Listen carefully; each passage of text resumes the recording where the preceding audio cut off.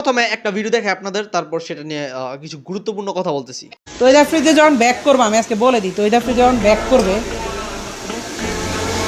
YouTube community কিন্তু ওই দিন আগুন চলবে, আগুন আগুন। লাহি লাহি আমার অনেক কষ্ট দেয়, লাহি আমার জীবনে অনেক বড় একটা কষ্ট দিবে, এটা আমি জানি। আপনারা এই ভিডিওতে যাকে দেখতে পাইতেছেন সে হইতাছে তৌহিদ আফ্রিদি, আর তার সব থেকে বড়, মানে পৃথিবীতে যদি সব থেকে বড় চামচা থেকে থাকে সেটা হইতাছে এই রাহি। চামচামি করতে করতে এমন পর্যায়ে পৌঁছে গেছিল যে আপনি যদি একে চামচা বলতেন তাহলে চামচারও অসম্মানী হতো। আর এগুলা সে করেছে যখন মানুষের সাথে অন্যায় অত্যাচার করেছে, আর এখন এই রাহি তৌহিদ আফ্রিদিকে বাস দিয়ে দিছে, মানে পিছন মেরে দিছে। আর সেটার সবাই কম বেশি জানে যে তৌহিদ আফ্রিদি অলরেডি গ্রেফতার হয়ে গেছে, ডিবি তাকে গ্রেফতার করেছে। আর সেটা করার একমাত্র কারণ হচ্ছে এই রাহি ছেলেটাই সকল ইনফরমেশন দিয়েছে তৌহিদ আফ্রিদি কোথায় আছে, কি আছে না আছে। মানে সর্বপ্রথম তৌহিদ আফ্রিদি রাহির বাসায় যায়, দেন আফ্রিদি গেস করতে পারে যে হয়তো রাহি তাকে ধরাই দিবে, সো সেটা গেস করতে পেরে সে বরিশাল চলে যায়। আর এগুলো সব ইনফরমেশন আমাদের এই চামচা জলহস্তিটি ডিবিকে দেয়, তাও আবার একটা অসময় টিভির সাংবাদিককে। আর এই সাংবাদিক সেগুলা ডিবিদের দিয়ে দেয়, আর তৌহিদ আফ্রিদি কট খেয়ে যায়।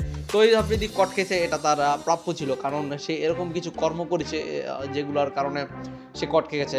নামটা হয়তো সবাই শুনেছেন, বাংলাদেশের একজন সুনামধন্য ইউটিউবার, তাকে এই আফ্রিদি ডিবির হাতে ধরিয়ে দিয়েছিল। আর তখন তার চাচা হাউন আঙ্কেল ছিল, বাতের হোটেলের মালিক, সে প্রতিহিরণকে ধরে দিয়েছিল। তখন আমরা এগুলা ইনফরমেশন জানতে পারিনি, কিন্তু যখন তৌহিদ আফ্রিদি কট খেয়ে গেল তখন দেখলাম প্রত্যয় হিরণ কিছু পোস্ট করেছে যে আল্লাহ ছাড় দেয়, ছেড়ে দেয় না, বা তাকে নিয়ে মন্তব্য করেছে, স্ক্রিনে এগুলো দেওয়া আছে।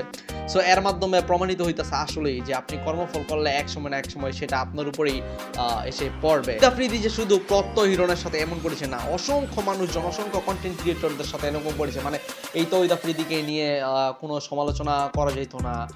বাই দ্য ওয়ে, শুধু তৌহিদ আফ্রিদি না, আরেকজন ইউটিউবার আছে যে নাকি আপনাদের সকলের ফাহিম ভাইয়া, আরএস ফাহিম ভাইয়া, ফ্যাব্রোর মালিক, সেও এরকমই করেছে। মানে সে যে আওয়ামী লীগের বড় একজন নেতার ডান হাত ছিল, সেটা আপনারা এই ছবিগুলো দেখলেই বুঝতে পারবেন। ডান হাত বললে ভুল হবে চামচা, কারণ মোহাম্মদপুরের যত কিশোর গ্যাং ছিল সবগুলা এই ছেলেটাই পালতো। এমনকি একে নিয়ে আর তৌহিদ আফ্রিদিকে নিয়ে বাংলাদেশের কোনো কন্টেন্ট ক্রিয়েটর বা কেউ কোনো দিন কোনো ভিডিও বানাইতে পারে নাই। বানাইলে তারা হুমকি দামকি দিত বা ভিডিও ডিলিট করে দিত। তারা যে শুধু প্রশাসন দিয়ে মানুষজনকে হুমকি দুমকি দিয়েছে বিষয়টা এমন না, তারা বিভিন্ন ধরনের সাইবার এক্সপার্ট দিয়েও মানুষকে তাদের কন্টেন্ট ক্রিয়েশন লাইফ এগুলো নষ্ট করে দিয়েছে, ফেক স্ট্রাইক মারাইছে, হুমকি দিয়েছে যে ভিডিও ডিলিট না করলে স্ট্রাইক দিব, এরকম অনেক জনের সাথে এই ঘটনা ঘটিয়েছে আফ্রিদি আর আরএস ফাহিম। সো এখন তারা দুইজনই বাস খাওয়ার জন্য রেডি হয়ে গেছে, অলরেডি একজন খেয়ে গেছে। তো আশা করি আপনাদের ফাহিম ভাইও কট খাবে, এটা আমার কথা না। ডিবি তাকে খুঁজতেছে, সিআইডি তাকে খুঁজতেছে, তার কারণ হচ্ছে সে জুলাই গণ অভ্যুত্থানের সময় তার একটা ভয়েস ক্লিপ ফাঁস হয়েছে, যেখানে নাকি সে ওপেনলি ছাত্রদেরকে গুলি করার বিষয়টা নিয়ে মজা নিতেছিল। কোন ভাই নাকি ধীরুম গুলি করতেছে ছাদ থেকে, সে মজা নিচ্ছে। সো এটাও তার ভিডিও। সো এই ভয়েস রেকর্ডিংটাও আফ্রিদির সাথেই ঘটেছে, তারা দুজনই সমন্বয় করে চুক্তি করে এই জিনিসটা করছে। আর আফ্রিদি যে অন্যায় করে না এগুলো যারা বলবে তারা ভাই কি বলবো, তারা মানুষের কাতারে পড়ে না। কারণ আফ্রিদি আমাদের একজন ভাই কন্টেন্ট ক্রিয়েটর সায়েম ভাই, তাকে নিয়ে মানে কি পরিমাণ হেনস্থা করছে, শুধু হেনস্থা না, সে সহজ সরল একজন মানুষ, সে সাদা মনের মানুষ, এই লোকটাকে সে নিয়ে অত্যাচার করেছে, মারছে ভাই।